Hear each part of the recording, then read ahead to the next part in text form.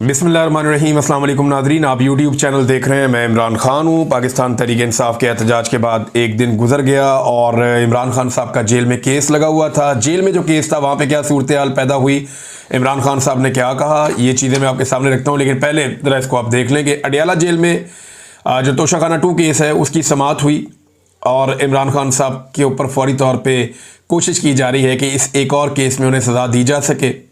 इमरान खान के वकला और अहले खाना को समाअत तक रसाई देने की दरख्वास्त की गई कि जनाब वकील थे आंदे हो। बल्कि इमरान खान साहब के वकील ने यह कहा कि जज साहब सलमान अकरम राजा साहब इमरान खान साहब के फोकल पर्सन हैं इन कानूनी मामलात में और मल्टीपल केसेस चल रहे हैं, उन्हें अंदर आने दिया जाए और दीगर वकला को आने दिया जाए।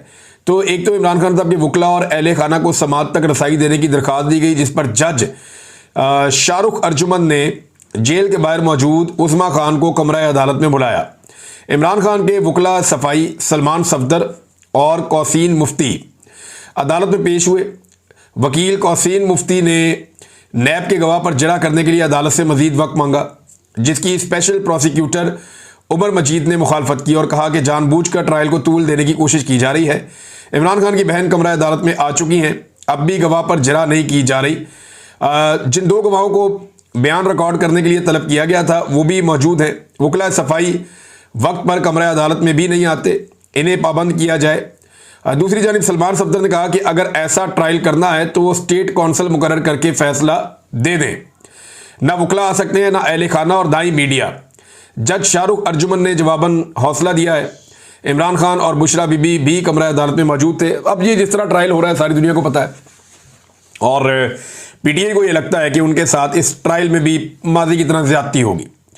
जैसे साइफर वाला मुकदमा बनाया गया, जैसे इद्दत वाला केस चलाया गया, जैसे तोशाखाना का एक और पहले केस चलाया गया, ये वो सारे मुकदमात हैं जो अलकादर वाला भी, ये सारे मुकदमात ऐसे हैं जहां इमरान खान साहब को और उनकी पार्टी को बड़े शदीद तहफ़्फ़ुज़ात रहे हैं। 9 मई के मुकदमात तो वो तो ना 3 में ना 13 में, जिस किस्म के वो मुकदमात हैं उन्हें अगर आप सुने और उन्हें आप पढ़ें तो इंसान के रोंगटे खड़े हो जाते हैं कि इतनी बड़ी मिस्टेक्स जिस मुल्क के अंदर इदारे कर रहे हैं वो मुकदमात में, उन इदारों को क्या रहने का इख्तियार भी है? अजीबोगरीब किस्म की बोंगियां मारी हुई हैं वहाँ पे। और अभी तो इतना आगे निकल गई पुलिस, इतनी एडवांस हो गई पंजाब पुलिस के पंजाब में एडवांस में एफआईआर भी हो जाती।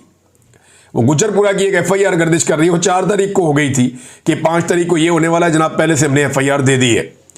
बहरहाल इमरान खान साहब ने यहाँ पे कुछ बातें की। एक तो उन्होंने खुशी का इजहार किया इमरान खान साहब ने कि इतनी फस्तायत और जुल्म के बावजूद, जबर के बावजूद लोग निकले और लोग अपनी मदद आपके तहत निकले। ये भी इमरान खान साहब ने कहा। इतना जुल्म किसी मार्शल लॉ में भी नहीं हुआ जितना जुल्म अब हो रहा है, ये भी इमरान खान साहब ने कहा। दूसरा, इमरान खान साहब ने नई हिकमत अमली मुतारफ करवाई है, जिसे पाकिस्तान तहरीक इंसाफ के लोग, स्पेशली वो न्याजी साहब जो अहमद न्याजी साहब, वो भी ये कह रहे थे कि इमरान खान का हुक्म आया है कि अब स्मार्ट एहतजाज करना है। ये स्मार्ट एहतजाज क्या होता है? इमरान खान साहब ने सन 2020 में जब कोरोना वायरस आया तो उस वक्त इमरान खान साहब ने कहा था कि स्मार्ट लॉकडाउन हम करेंगे, इससे नुकसान कम से कम होगा और हम अपना टारगेट भी अचीव करेंगे, अपने लोगों की जान भी बचाएंगे। यानी हम नुकसान से भी बचेंगे और हम कोरोना वायरस से भी बचेंगे। ये इमरान खान साहब ने जब स्मार्ट लॉकडाउन का कहा तो इसके ऊपर अपोजिशन ने बड़ा मजाक उड़ाया। एस्टेब्लिशमेंट ने सहाफ़ियों को बुला बुला कर कहा कि हमारा वज़ीर आज़म शायद अजीब अजीब हरकतें कर रहा है, आप जनाब इमरान खान को समझाएं। एस्टेब्लिशमेंट कहती थी सहाफ़ियों को कि इमरान खान को जाकर कायल करो कि वो पूरे मुल्क के अंदर लॉकडाउन लगा दे। सहाफ़ी जाकर इमरान खान साहब से कहते थे कि जनाब आप पूरे मुल्क में लॉकडाउन लगा दें। एस्टेब्लिशमेंट सियासतदानों से भी कहती थी, अपोजिशन से भी प्रेशर डालती थी, मीडिया को भी कहती थी, ताकि इमरान खान साहब पूरा लॉकडाउन लगाएं और इमरान खान साहब का पूरा बंदोबस्त हो जाए पाकिस्तान की सियासत में। क्योंकि 2019 में नवाज शरीफ साहब मुकम्मल डील कर चुके थे जनरल बाजवा से, तो अब उन्हें जल्दी थी कि कोरोना के बहाने ही इमरान खान साहब को निकाल दें। लेकिन इमरान खान साहब ने बात इनकी नहीं सुनी और एक स्मार्ट लॉकडाउन की तरफ गए, जिसका शुरू में मजाक उड़ाया गया, लेकिन फिर पूरी दुनिया ने तारीफ की और उन्होंने कहा कि पाकिस्तान एक ऐसा मुल्क है जो दुनिया के टॉप 3 मुल्कों में है जिन्होंने कोरोना वायरस का मुकाबला किया। अब आजकल कुछ सहाफ़ी और कुछ दीगर लोग जो है इमरान खान साहब के उस दौर में जब कोरोना वायरस आया हुआ था, एक अखबार की कटिंग निकाल कर लगाते हैं जिसपे इमरान खान साहब ने कहा था कि जो लोग जलसे जुलूसों के लिए कुर्सियां वगैरह देंगे उनकी चीज़ें, उनका सामान जब्त किया जाएगा।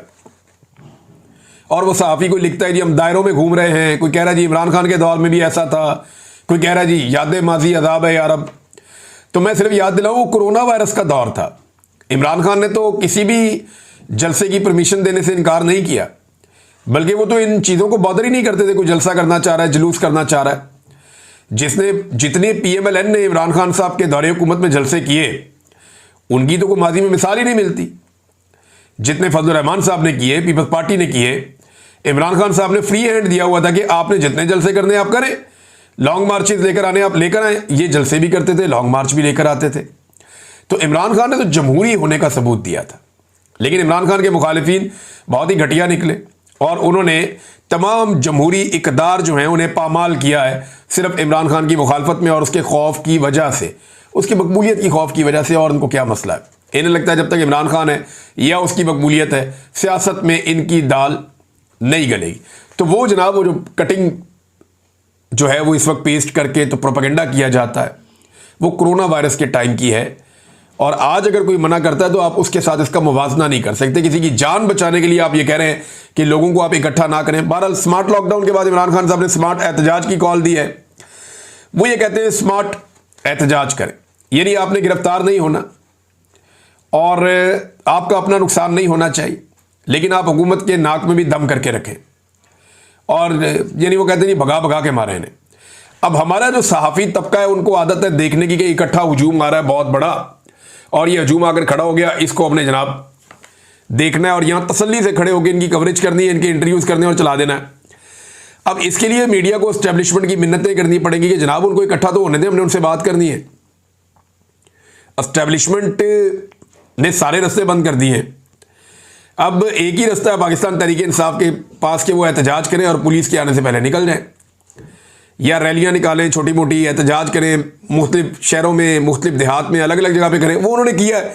अब ये सिलसिला आगे बढ़ेगा तो पाकिस्तानी एक नई तरह की सियासत देखेंगे, एक नए तरह का एहतजाज देखेंगे, जिसके लिए ना तो पाकिस्तानी मीडिया ट्रेंड है और जिसके लिए ना तो पाकिस्तान का सिस्टम पहले से ट्रेंड है और ना इन्होंने ऐसी चीज़ पहले विटनेस की है।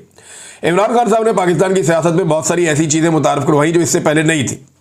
सबसे बड़ा जो इमरान खान साहब का कंट्रीब्यूशन है पाकिस्तान की सियासत में, वो मिडिल क्लास को सियासत के अंदर लेकर आना है। मिडिल क्लास जो सियासत से अपने आप को इररेलेवेंट रखती थी, यहाँ पे एक मिडिल क्लास के अंदर मशहूर जुमला होता था, मैं तो बिल्कुल गैर सियासी हूँ भाई मैं तो बिल्कुल सियासत में नहीं हूँ भाई। यानी ये बड़ा फ़ख्र समझते थे लोग के भी सियासत से मेरे से सियासी बात कोई ना करे, तो गाली समझते थे लोग इसको।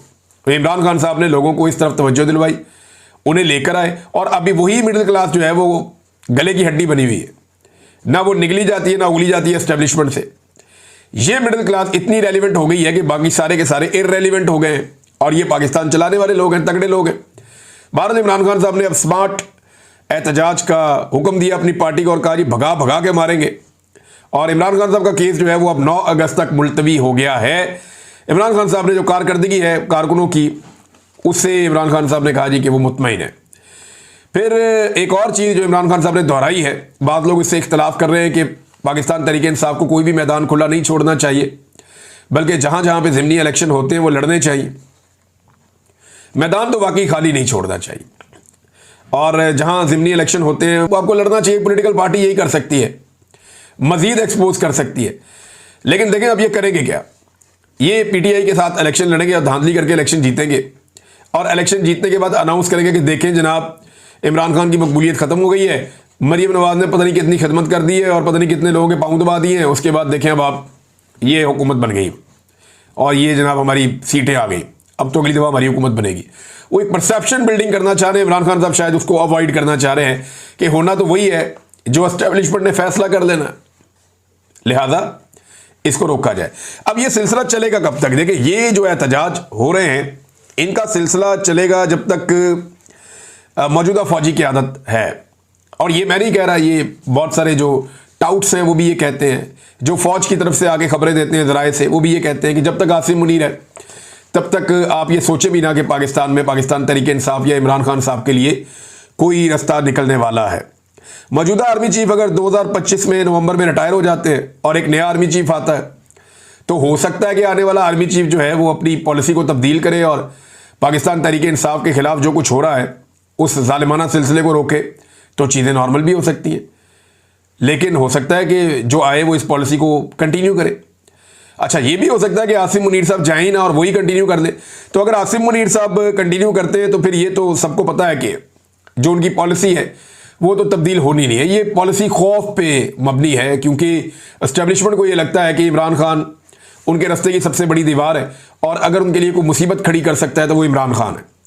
लेकिन इस सब में जो बड़ा चैलेंज है वो ये है, जो पिछले तकरीबन 3 साल से चल रहा है, 3.5 साल से, वो ये है कि मुल्क चलाना एक बहुत बड़ा मसला बन गया है।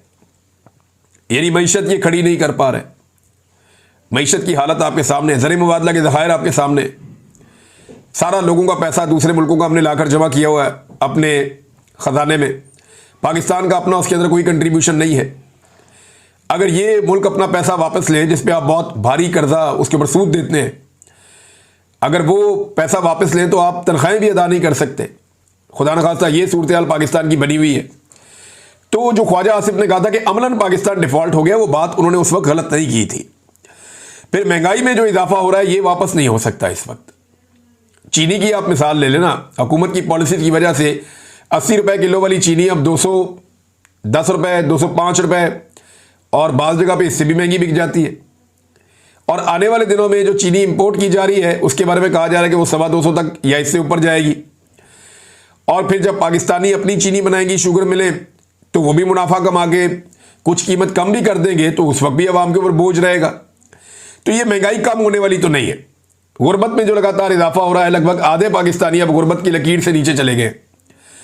ये भी ठीक होने के इम्कान कम है, क्योंकि मायूसी है। एक गवर्नेंस के बड़े संजीदा मसाइल हैं।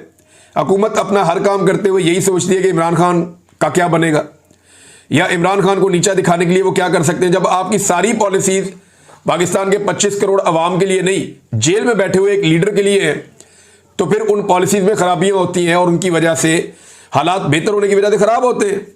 दहशतगर्दी जो है वो बढ़ती चली जा रही है, कंट्रोल नहीं हो रही। अभी एक और मेजर साहब शहीद हो गए, इंतहाई अफसोसनाक वाकया है। बार बार इस तरह के वाकयात हो रहे हैं, ऊपर नीचे शहादतें हो रहे हैं फौजियों की, और अवामी शिकायत जो है वो भी बढ़ती जा रही है दहशतगर्दी को लेकर। यानी जो कबायली लोग हैं वो अब चाहते ही नहीं है कि वहां पे ऑपरेशन हो, वो ऑपरेशन के खिलाफ हैं। और दूसरी तरफ जनाब ऑपरेशन भी किए जाते हैं और दहशतगर्दी भी कंट्रोल नहीं होती। इन सारी चीजों को अगर आप प्लस माइनस करके देखें, बेरोजगारी में भी इजाफा हो रहा है लगातार, और पाकिस्तानी पाकिस्तान छोड़ छोड़ के भी जा रही है। एक रिपोर्ट है और ये गल्फ न्यूज में है। ये रिपोर्ट आप देखें ना कि सिर्फ 6 महीने के अंदर, ये खलीजी अखबार है गल्फ न्यूज, और मैं अभी आपको एक और इस हवाले से इंकशाफ करता हूं आपके सामने।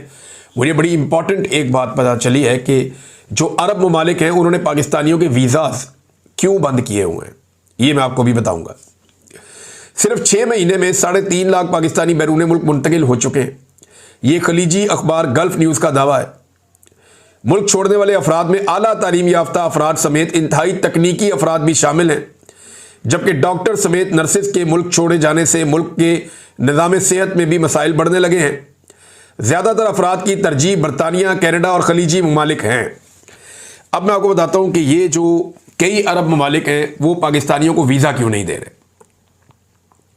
पाकिस्तानी जाना चाहते हैं ना यहाँ अरब ममालिक में, कई ममालिक ने तो पहले से बंद किए हुए थे, कई ने अब बंद किए हुए हैं, वो वीज़ाज नहीं दे रहे पाकिस्तानियों को। उन्होंने पॉलिसी बहुत सख्त कर दी है पाकिस्तानियों के लिए। ये क्यों हो रहा है, ज़रा इसके बारे में आप सोचें। ये खलीजी ममालिक को तो सस्ती लेबर चाहिए होती है और वो तो तरक्की कर रहे हैं, उनके तो धड़ाधड़ प्रोजेक्ट आ रहे हैं। तो पाकिस्तानियों को इस वक्त वीज़ाज क्यों नहीं मिल रहे और इतनी सख्ती क्यों हो गई है। देखें, पाकिस्तानी पाकिस्तान छोड़ छोड़ कर जा रहे हैं। फील्ड मार्शल ने कहा था ये ब्रेन गेन है, मेरी समझ में आज भी उनकी वो बात नहीं आई, मैं हैरान होता हूं। लेकिन इस ब्रेन ड्रेन को रोकने के लिए पाकिस्तान ने, ये मुझे एक खलीजी मुल्क से ये बात पता चली, मैं नाम नहीं लूंगा क्योंकि जिन लोगों ने मुझे बताया फिर उन्होंने कहा था कि अभी आपने नाम नहीं लेना, लेकिन मैं आपको ये बता देता हूं कि एक खलीजी मुल्क है, वहां पे मेरे एक दोस्त हैं, वो कुछ वीज़ाज के लिए काम करते हैं और उनके वहाँ का जो होम ऑफिस है उसमें बड़े अच्छे ताल्लुकात हैं। तो उन्होंने मुझे ये बात 2 दिन पहले बताई और उन्होंने कहा जनाब कि मैंने उनसे पूछा कि आप पाकिस्तानियों पे इतनी पाबंदी क्यों लगा रहे हैं, इंडियंस पे, बांग्लादेशियों पे उस तरह से नहीं है मामला जिस तरह पाकिस्तान के लिए है, तो पाकिस्तानियों से तो आपका बड़ा प्यार है। तो उन्होंने कहा जी हम जो पाबंदी लगाते हैं ना या लोगों को अपने मुल्क में आने से रोकते हैं, ये पाकिस्तानी हुकूमत की दरख्वास्त पे रोकते हैं। क्योंकि पाकिस्तान से लोग बहुत बड़ी तादाद में मुल्क छोड़कर जाना चाहते हैं। धड़ाधड़ लोग अपने पासपोर्ट बना रहे हैं और निकलना चाहते हैं। लिहाजा पाकिस्तानी गवर्नमेंट ने दरख्वास्त की हुई है कि ब्रेकें लगवाएं, हमारे लोग बहुत तेज़ी से पाकिस्तान को छोड़कर जाना चाहते हैं और छोड़कर जा रहे हैं। अब जो यूरोप है और बरतानिया है, वहाँ पे वीज़ा मिलना बहुत मुश्किल है, सबको मिल नहीं सकता। तो उसके लिए लोगों को बहुत सारे पैसे भी खर्च करने पड़ते हैं। लोग अपने घर बार बेच के, ज़मीनें बेच के, अपनी जायदाद बेच कर लोग यूरोप और अमेरिका और बरतानिया इस साइड पे जा रहे हैं। अब ये सारी चीज़ें अगर आप प्लस माइनस करें तो हुकूमत की आप पॉलिसी देखें कि एक तो पाकिस्तान में लोगों के सारे मौके उन्होंने ज़ाया कर दिए। पाकिस्तान में आप काम कर नहीं सकते, सरमायाकारी कर नहीं सकते, हालात इन्होंने मुश्किल कर दिए जीने के। लॉ एंड ऑर्डर ही कोई नहीं, आपका पैसा महफूज नहीं अगर आप वहाँ पे लगाएंगे तो। सिर्फ माफिया वहाँ पे कामयाब हो सकता है। और दूसरा, जब आप पाकिस्तान से बाहर जाना चाहते हैं तो सरकार आपके लिए रास्ता रोकती है। तो ये चीज़ें इस वक्त हो रही हैं। नाज़रीन, हमारे एक दोस्त हैं सहाफ़ी सरदार हमज़ा मान, उनके घर के मनाज़िर में देख रहा था कि उनके घर को तोड़ दिया जनाब पुलिस ने घर में घुसकर। और बड़ी अफसोसनाक बात है। यानी इस मुल्क में ऐसा लगता है कि सहाफ़त करना ही अब एक जुर्म बन गया है। अगर हुक्मरानों को आपकी बात पसंद नहीं है तो वो आपका घर भी तोड़ सकते हैं, मुकदमा भी दर्ज करते। अगर आपको लगता है कि उनकी सहाफ़त में कोई प्रॉब्लम है, कोई ऐसी बात उन्होंने की है जो गलत है या किसी कानून के ज़ुमरे में आती है, आप FIR कर सकते हैं, आप बुलाकर पूछ सकते हैं। आप घर पे धावा बोलकर आप घर को तो नहीं तोड़ सकते ना। अब ये तस्वीर शेयर की हुई है राय साकिब साहब ने, मुझे बड़ी तकलीफ हो रही थी। इससे पहले यानी कभी ऐसा नहीं होता था, सहाफ़ियों पे ज़्यादा से ज़्यादा कोई इंक्वायरी लग जाती थी, कोई शोकाज आ जाता था इदारे की जानिब से, या कोई चले मैक्सिमम FIR हो जाती थी। अब तो कत्ल कर देते हैं, गायब कर देते हैं, घर बार तोड़ देते हैं, घर वालों को उठा लेते हैं, उन पर तशद्दुद करते हैं। यानी इतनी फस्तायत तो हमने कभी डिक्टेटरशिप के दौर में भी नहीं देखी थी, जो अब हम देख रहे हैं पाकिस्तान में, बदकिस्मती से। नाज़रीन, एक डेवलपमेंट और हुई आज के दिन में, वो पाकिस्तान तहरीक इंसाफ के अरकान पार्लियामेंट ने सुप्रीम कोर्ट तक एक एहतजाजी मार्च किया। इनके हाथों में जो है वो इन्होंने प्ले कार्ड्स उठाए हुए थे और उस पर इमरान खान के हक़ में नारे लगा रहे थे, और साथ जो ज़्यादती और जुल्म हो रहा है पाकिस्तान में उसके खिलाफ आवाज़ उठा रहे थे। तो पाकिस्तान तहरीक इंसाफ को इस किस्म की एक्टिविटीज़ रेगुलर बेसिस पे करनी पड़ेंगी, और रोज़ाना वो करेंगे तो एक इम्पैक्ट क्रिएट होगा, वरना एक एक करके सारे MNAs तो वैसे ही ख़त्म हो जाएंगे। ये 9 मई के केसेस में, 26 नवंबर के केसेस में एक एक करके सबको सजा देंगे, इलेक्शन कमीशन नायल करेगा और सब पे आके PMLN के लोग बैठ जाएंगे। बज़ाहिर जो दिखाई दे रहा है वो ऐसे ही है। मुस्तफ़ा नवाज़ खोखर साहब, जिनका पाकिस्तान तहरीक इंसाफ से कोई ताल्लुक नहीं है, लेकिन उन्होंने भी एक चीज़ का एतराफ़ किया, उन्होंने स्टेटमेंट दिया, इसमें कोई शक नहीं कि इमरान खान इस मुल्क का पॉपुलर तरीन लीडर है। अगर कल इलेक्शन हो जाएं तो 8 फरवरी से ज़्यादा वोट उन्हें मिलेंगे, और हो सकता है कि इस दफ़ा उन्हें 3/4 अक्सरियत भी मिल जाए। 2/3 तो दूर की बात है, यानी हर 4 में से 3 लोग उन्हें वोट डाल दें। इतना ताकतवर इमरान खान साहब हो चुका है। और ये वो लोग कह रहे हैं जो इमरान खान की पार्टी में नहीं है। यानी अगर आप कह सकते हैं कोई न्यूट्रल बात करता है तो उनमें एक आदमी मुस्तफ़ा नवाज़ खोखर भी है। मुस्तफ़ा नवाज़ खोखर का ये कहना, ये बड़ी इंपॉर्टेंट बात है। वो ग्राउंड पे देख रहे हैं पब्लिक क्या कह रही है और मामला किस तरफ को चल रहे हैं। मियाँ आबाद फ़ारूक ने एक क्लेम किया उनके सोशल मीडिया पे, क्योंकि उनके भाई मियाँ शहजाद फ़ारूक को गिरफ्तार किया गया था। अब उन्होंने ये इतला दी है कि कल रात 5 अगस्त को थाना लोअर माल से SP सिटी ने मियाँ शहजाद फ़ारूक को मिलिट्री इंटेलिजेंस के हवाले कर दिया है। थाने के अंदर दीगर साथियों ने भी इस बात की तस्दीक कर दी है। अब ये आप देखें जनाब, ये चल रहा है, एजेंसियों की सियासत में मुदाखलत, और उसके ऊपर खुली खुली लोग बात कर रहे हैं। एजेंसियों की मुदाखलत तो ऐसे है कि आपने देखा पीछे सेनेट का इलेक्शन हुआ और उसके बाद मिर्ज़ा अफरीदी साहब जो हैं वो सेनेटर बन गए। अब मिर्ज़ा अफरीदी साहब भी कल के एहतजाज में आए हुए थे। जो गंडापुर साहब के साथ हुआ वो तो मैंने आपको बताया पिछले वीलॉग में, लेकिन मिर्ज़ा अफरीदी साहब के चंद मनाजिर मैंने देखे और फिर मुझे पाकिस्तानी कौम पे तरस भी आया और इन सरमायादारों पे मुझे दोबारा से गुस्सा भी आया। यानी जिस तरीके से ये आदमी लोगों के मुंह पे बिस्किट मार रहा था ना ऊपर से, यानी अगर आप लोगों को बिस्किट देना चाहते हैं, नीचे भूखे लोग हैं, वो सुबह से रैली में चल रहे हैं, तो आप वो जो ट्रे है बिस्किट वाली वो नीचे भिजवा दें, लोग ले लेंगे और खा लेंगे। ये ऊपर से बिस्किट पकड़ के ऐसे भी नहीं, ऐसे फेंक रहा था, ऐसे लोगों को मार रहा था।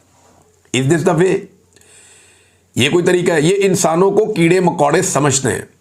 ये सरमायादार, एस्टेब्लिशमेंट, ब्यूरोक्रेट्स, रवायती सियासतदान, ये पाकिस्तानी अवाम को जो है ये समझते हैं ये कीड़े मकोड़े हैं, और ये हमारे लिए नारे लगाएंगे, ये एक बिस्किट के ऊपर, एक बिरयानी की प्लेट के ऊपर, ये थोड़े से पैसों के ऊपर, 2-4 हज़ार के लिए, थोड़ा सा अपना छोटा सा काम करवाने के लिए, एक नौकरी के लिए सारी ज़िंदगी हमारी गुलामी करेंगे। पाकिस्तानी मालिक हैं इस मुल्क के, पाकिस्तानियों को ये बात समझनी पड़ेगी। जब तक पाकिस्तान में मेरिट नहीं आएगा, इस तरह के लोग हमारे ऊपर मुसल्लत रहेंगे। और ये तोहफा पाकिस्तान तहरीक इंसाफ ने अवाम के ऊपर मुसल्लत किया है, जो ऊपर से बिस्किट लोगों के ऊपर ऐसे फेंक रहा है जैसे एहसान कर रहा है। मुझे तकलीफ हुई है विजुअल देखकर। अब तक के लिए इतनी, अपना ख्याल रखिएगा, अपने इस चैनल का भी। अल्लाह हाफ़िज़।